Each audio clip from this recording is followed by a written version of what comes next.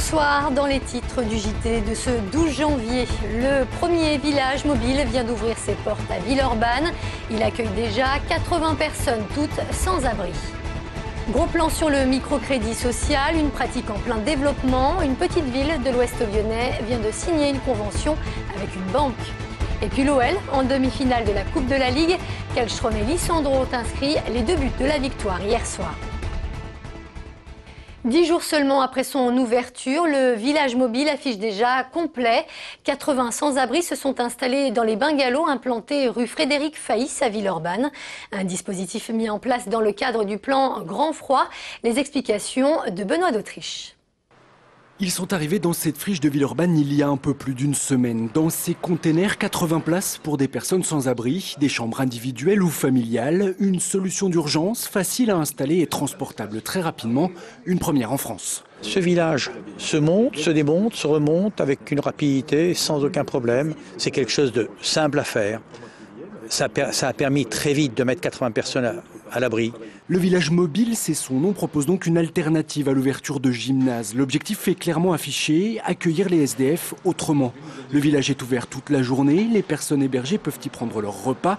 Surtout, elles y seront logées jusqu'à la fin du plan froid et non plus à courir de centre en centre. Il n'y a pas de remise à la rue, ils vont et viennent comme ils le souhaitent. Les conditions créées de cette manière permettent la mise en œuvre d'un travail éducatif.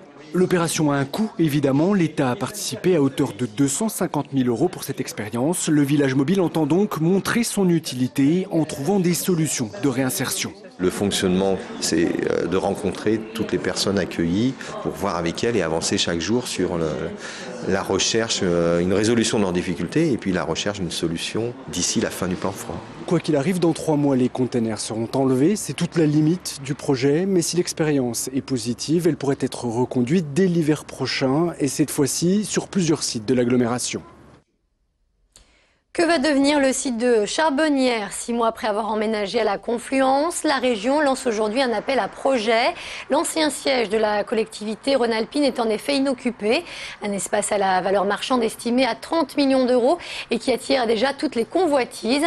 Le site de 10 hectares situé en plein cœur de la commune de l'Ouest lyonnais pourrait accueillir des logements et des entreprises. Un projet qui respecte les dimensions environnementales, qui respecte aussi le principe de construction avec des logements sociaux, ce qui figure dans le PLH, Programme local de l'habitat du Grand Lyon, 30% minimum de logements sociaux, et puis des équipements à définir par les promoteurs qui seront des équipements commerciaux, des bureaux. Un nouveau radar de feu vient de faire son apparition dans l'agglomération, installé à Caluire, au croisement du quai Clémenceau et de la montée des Forts. Il entrera en service dès ce soir. Il s'agit du 10e radar de feu mis en place dans la région avant celui de Vénissieux, qui lui devrait fonctionner d'ici la fin du mois.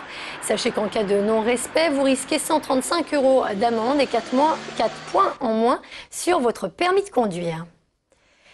Cercueil, habits de deuil, les professeurs du lycée Alfred de Musset de Villeurbanne ont enterré ce matin leur établissement. Une action symbolique pour dénoncer la suppression à la rentrée prochaine de 5 postes d'enseignants.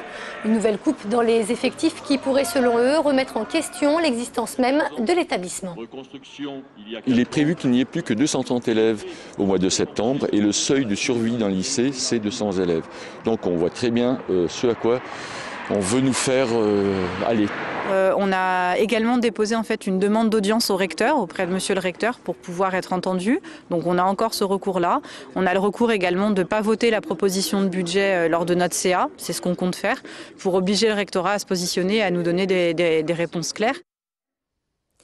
Le microcrédit social, une alternative au prêt bancaire. Alors que l'obtention de crédit est de plus en plus difficile, certains organismes ont décidé de se lancer dans ce nouveau mode d'emprunt.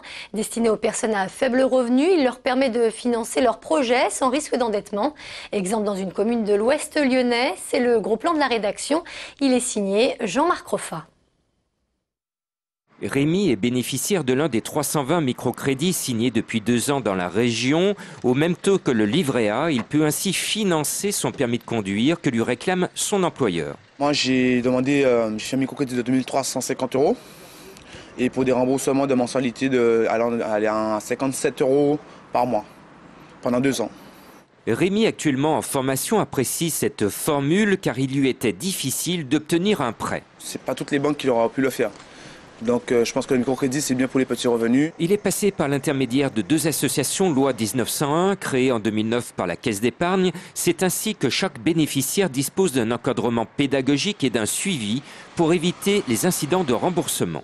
Le crédit peut aller jusqu'à 3 000 €. Bien sûr, on ne va pas accorder 3 000 €. On va d'abord faire le diagnostic, le budget de la personne, pour voir ce que la personne peut rembourser. Autre sécurité de ce microcrédit, c'est la signature de conventions avec des intermédiaires sociaux tels les Restos du Cœur ou ici le Centre communal d'action sociale. C'est donc une offre supplémentaire pour aider les personnes en difficulté. Quand on parle d'une somme de 3 000 €, par exemple, c'est des sommes que nous ne pouvons pas prêter, nous, au niveau du CCAS. Donc ça nous permettra bien justement d'aider des personnes qui ont des projets spécifiques que nous ne pouvons pas aider à financer. 60% des microcrédits accordés permettent le retour à l'emploi.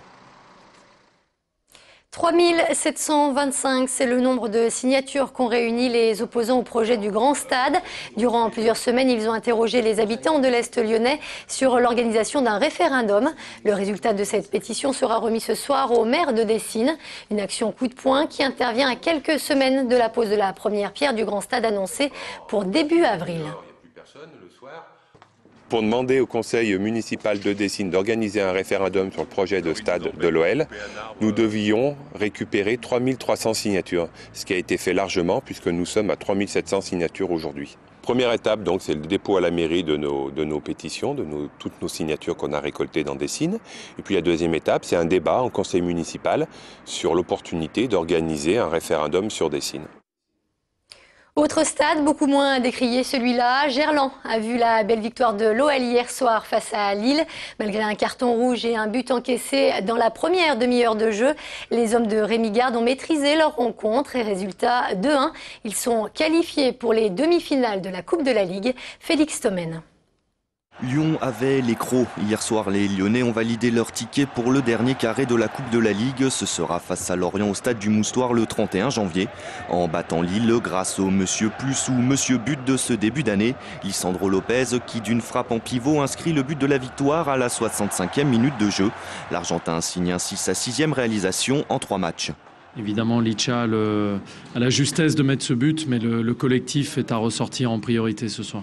Cette équipe a beaucoup de caractère, elle a beaucoup de fierté, je dirais, d'avoir su renverser le match ce soir. Car le moins que l'on puisse dire, c'est que la partie était plutôt mal engagée pour l'OL, réduit à 10 dès la 11e minute de jeu suite à une faute stupide et surtout inutile de Mouhamadou Dabo. Lyon a d'abord subi le pressing des Lillois et a logiquement encaissé un but à la 27e minute de jeu par Joe Cole, avant de se ressaisir et d'égaliser quelques minutes avant la mi-temps.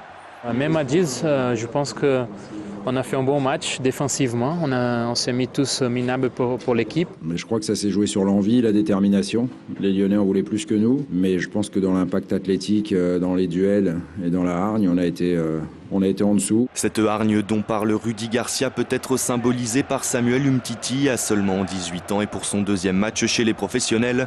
Le jeune défenseur central a livré une prestation plus que correcte alors que de nombreux noms circulent en coulisses pour pallier l'absence de Chris blessé. Sa performance d'hier soir pourrait peut-être amener Jean-Michel Aulas et Rémi Garde à modifier leur plan.